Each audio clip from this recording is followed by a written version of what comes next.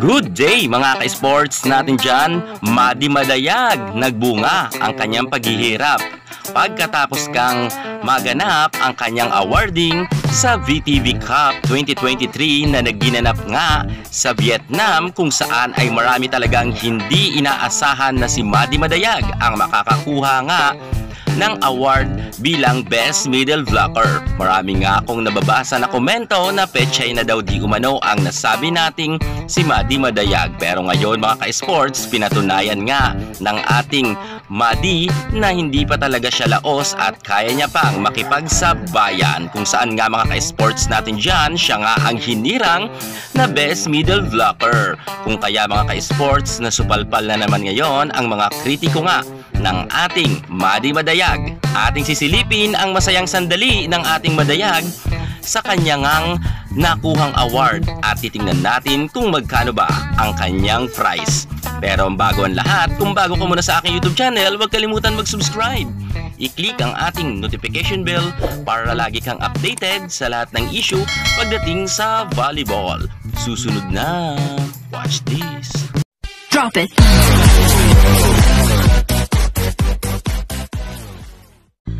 Noon pa man ang panahon niya sa kanyang collegiate time, alam natin na sobrang galing na ng ating Madi Madayag at nakamtan niya na rin ang award na yan bilang Best Middle Vlogger.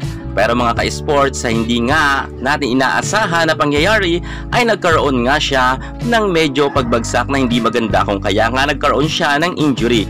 At sa kanya ngang nakalagayan noon ay medyo, sabi nga ng karamihan, ay hindi pa daw ganoon ka-solid ang ating Madi Madayag at hindi pa ganoon nagbabalik ang kanyang dating laro nang nasa collegiate siya. Pero ngayon mga ka-sports, pinatunayan nga ng ating Madayag na talagang sobrang hindi pa siya laos at meron pa siyang ibubuga pagdating sa larangan ng volleyball. At dito nga sa katatapos pa lamang na VTV Cup 2023 ay nakamit niya ang kanyang kauna-unahang award bilang Best Middle Vlogger dito sa International. Kung kaya nga mga ka-sports natin dyan, marami talagang humahanga kay Madi Madayag. Pero nakakalungkot man isipin mga ka-sports dahil sa kabila nga na nagkaroon ng award ang ating Madi Madayag ay meron talagang mga bashers gaya nga nito na sinasabi kay Madi Madayag. Meron nga nagkomento kay Madi na sinabi nga, wow, nagka-award ang Pechay. Emoji, hahaha, congrats, show it in PVL. Yan ang kanyang sabi with emoji, smile. So mga ka-sports, hayaan na lang natin sila, basta importante ay nagka-award siya sa International bilang Best Middle Vlogger. Kitingnan kung magkano nga ang nakuhang prize bilang Best Middle Vlogger ng ating Madi Madayag. Magkano ba ang kanyang presyo? Narito nga mga ka-sports. Ganito lang yan, napakabilis lang yan mga ka-sports. Ang nakuha niya nga ay $300.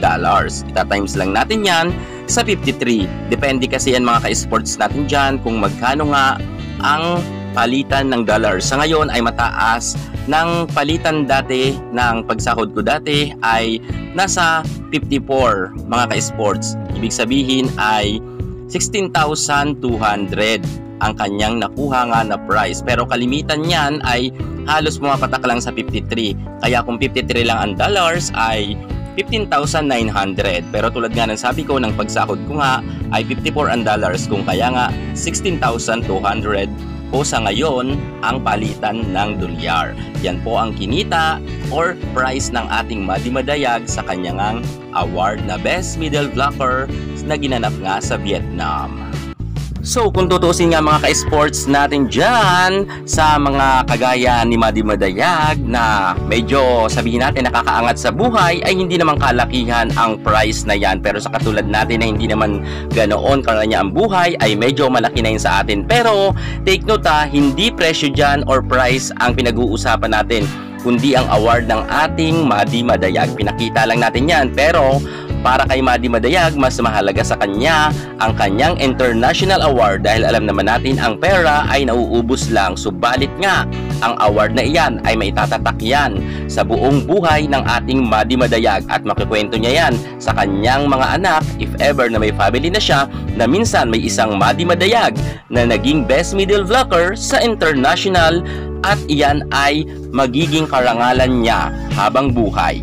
sapagkat ang angking kagalingan ni Madi Madayag ang mas importante dito na kinilala nga siya sa international na isa sa mga pinakamagaling na middle blocker ng Pilipinas. Congratulations, Choco Mucho Team at ang ating nag-iisang Madi Madayag. Yan muna ang pinaka-latest natin sa mundo ng volleyball. Thank you so much. God bless.